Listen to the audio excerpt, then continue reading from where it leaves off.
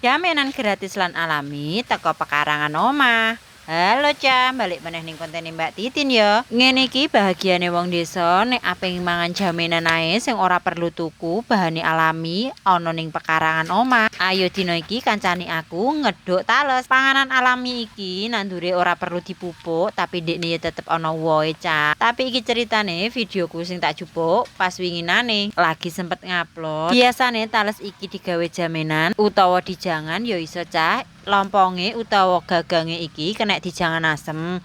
Talese barang ya iso dijangan asem. Jare ana sing wis tau jangan santen tapi aku urung pernah gawe.